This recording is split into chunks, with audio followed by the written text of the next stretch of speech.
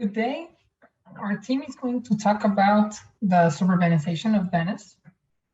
It is a city comprising hundreds of islands located at the coast of the Mediterranean Sea in Europe. Today, we are going to explain the history of Venice from its creation, expansion, and its commerce routes, and we will provide a forecast of the situation in the next 5 years. This is an image of the exact location of Venice. So for the history, we don't know for sure the date of the construction of Venice because it took place a long time ago, but according to historians, it started in the early 5th century, after the fall of the Roman Empire, when refugees from the mainland fled to the islands in the lagoon. Soon, there were so many of them that they needed more space. So they drove wooden poles deep into the clay beneath the ground. On top of the wooden poles, they built wooden platforms, and then on top of that is where they constructed the buildings.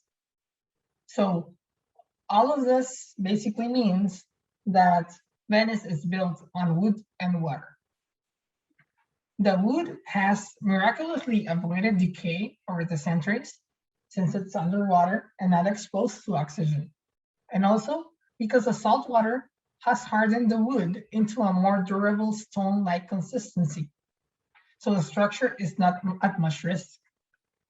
Still, today, Venice is sadly sinking every year, mainly due to the steadily increasing sea levels, and one day we will see its inevitable fallout, and it will cease to exist. So the structures will probably either sink because of the sea levels or give in through decay.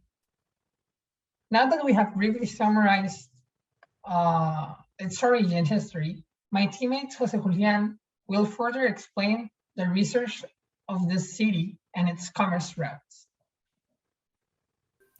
Well, now I'm going to present the research we made of Venice.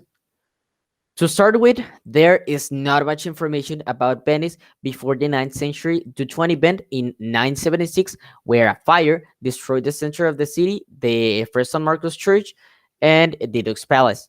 The Duke's Palace was the place where the city used to store their important documents, which this included their historic events registration and the advancements they had at the time the fire occurred. However, we could find some data that explains how Venice managed to prevail against all odds. First, Venice had a great development of their commercial routes because previously the Emperor of Byzantium received the support of Venetians during the fight against Normandy.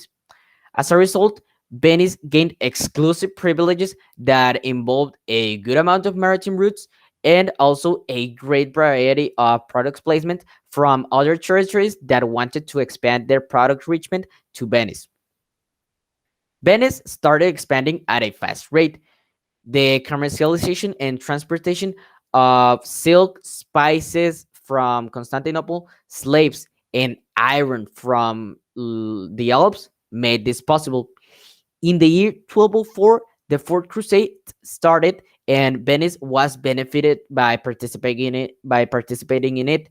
Historians directly state that by the orders of Dukes Enrico Dandolo, Venetians took over Constantinople and distributed the Greek Empire, Crusaders, and Venetians.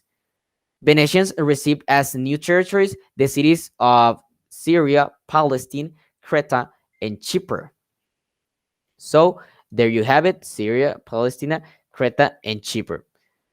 And well, after that expansion, Venice looked over the Atlantic, and by threatening Europe, many Venetian colonies moved to London.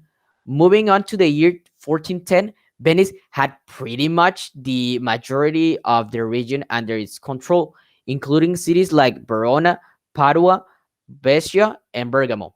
As a clear example of the power they had at the time, the Adriatic Sea switched its name to Venetian Sea. So hi, my name is Said, and I'm going to talk to you about the forecast of the city of Venice. It is predicted that for the next century, this city will disappear because of multiple reasons. The first one, or the main one, proceeds from the elevated number of water changes in the rivers that affects different homes and make them unstable and not practical to live. This is because of the constant entrance of water in the houses, and at the same time, the city needs a lot of restructure of the houses and buildings because multiple homes, hotels, and restaurants are probable to about or are about to collapse because of many years they have spent over the water that make it unstable. So, according to the ENA, the levels of water in Venice increases around 2 millimeters per year, and they predicted that for the end of the century, the city will disappear at all because it will no longer be stable to live in. Um, this is because Venice is either not affordable for people or not cheap at all because it's at the same time affects tourism. Because if you affect the image that Venice created for tourism, they will stop coming because of these reasons. Here are photos from Venice when the water levels increases all the way to the top, where buildings get, water inside and, make it unstable. And on the second photos, you can see, depending on the station or the weather in Venice, they can even get rivers without any water at all. So this creates a bad image for Venice and tourism, which affects at the same time the economy of the city and make increase the chances of people to leave out the city because they don't find any type of money earning that can be affordable for them to stay in the city. So hope you enjoyed this presentation. If you have any questions, just let me know.